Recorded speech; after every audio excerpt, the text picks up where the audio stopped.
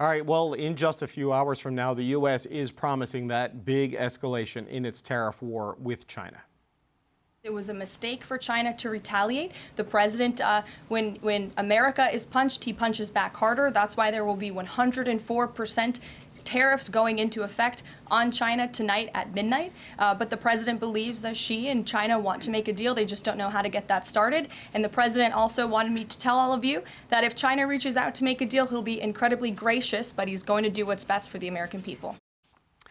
Well, as tariffs increase today, House Democrats introduced another measure that could block Trump's global tariff regime. But House Republicans have so far stopped votes to curb Trump's power on tariffs. So, is there any chance that lawmakers can slow these escalations? Ami Bera is a Democratic congressman from California. Congressman, it's good to see you again. Thank you for being here. David, thanks for having me on. Donald Trump has escalated things with China, upping the tariffs to 104%. What's your reaction to that move? I don't think we're heading in a good direction. I'm hopeful that, cooler heads will prevail. You're starting to see some Republican members of Congress getting a little bit antsy and a little bit nervous. To have Senator Grassley and a few others introduce legislation. Again, I hope cooler heads prevail and we can start to de-escalate things. People seem to be drawing a distinction between tariffs on allies like Canada and tariffs on China because they're a military and an economic threat. So is Trump right to use tariffs to confront China in the way he's doing it, do you think? Certainly there's a role for tariffs on China, and I would agree with that. We should separate how we approach China as a competitor, someone who has manipulated markets and tariffs in the past, from our closest friends, Canada and Mexico. Our economies are intertwined, and a tariff on Canada is going to deeply hurt American consumers. It'll hurt Canadians as well. That isn't how we should approach our friends and allies. Maybe there are a few places where we can lower barriers and make improvements, but that's what NAFTA is all about, right? Or USMCA. We'll get a renegotiation, and that's the vehicle that we should use to address Mexico and Canada. But on these global tariffs, Congressman, like the reciprocal tariffs, whatever you want to call them, the durability of this policy is puzzling to me, right? Because the president is saying his policy will not change, so invest in America. But now he's saying he's open for negotiations, suggesting they could be permanent, but they could be malleable. I mean, what do you think the impact of all of this is going to have on your country's economy and on the global economy? Well, you're seeing the impact in the markets. The uncertainty are creating real turmoil. You're starting to see small businesses get very concerned.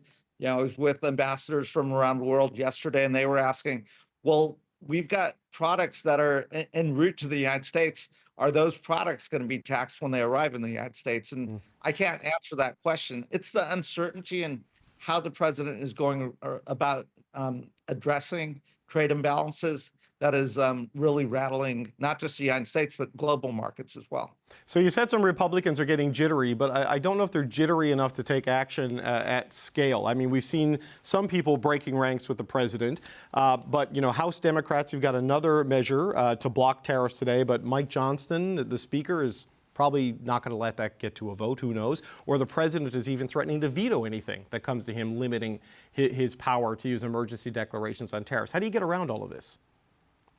So these are longer-term solutions. Congress clawing back our ability to approve of or disapprove of tariffs and not cede that authority to the president. We do think the president is abusing some of the authorities that we've given him. But in the short term, hopefully the markets have some impact. Hopefully, folks that are close to the president inside the cabinet can start to say, hey, wait a minute, this is not good for the American consumer. It's not good for the American economy.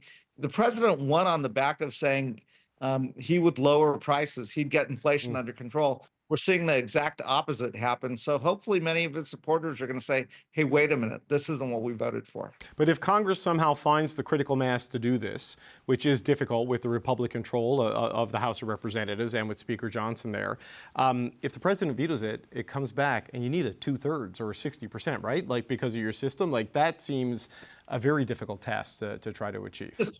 It's a stretch in the House of Representatives. I don't know that we could get to a veto-proof majority. That's why I think it's important. You saw these massive protests around the United States, not just in democratic cities. You saw them in rural communities, and I think that's an American public that is getting worried, that saying, "Hey, they may have voted for President Trump, but this is not what they expected." I also think we need American companies to start speaking up with a louder voice.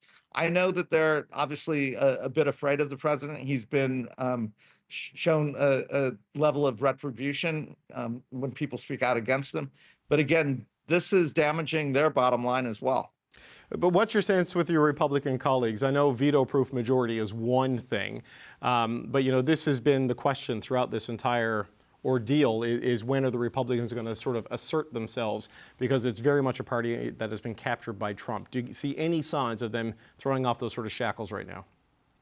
So I don't think the MAGA wing of the Republican Party will, but there are a number of voters that I would put in an America First category that were Biden voters, then voted for Trump because of the high cost of living in the United States.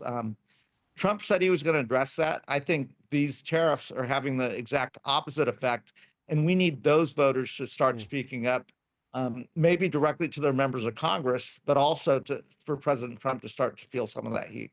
Okay, Congressman, just one last question. You mentioned that, things need to be rebalanced a bit with Canada, whether it's NAFTA, CUSMA, USMCA, whichever acronym you want to use to describe the trade deal. What do you want to see in a renegotiated trade agreement between the North American partners? Look, I think the USMCA, the Canada, United States, Mexico alliance, one of the largest economic alliances in the world, is strong and should, we could tinker around the edges, but let's not blow this thing up. Again, it's benefited all of us. It's, provided, ability to compete around the world. We do have a process. USMCA is going to come up for renegotiation next year. Let's use that process. And, if there are issues, that's how we should do it in an orderly manner. Congressman, always good to speak with us. Congressman Bera from California. Thank you, sir. Thank you. Be well.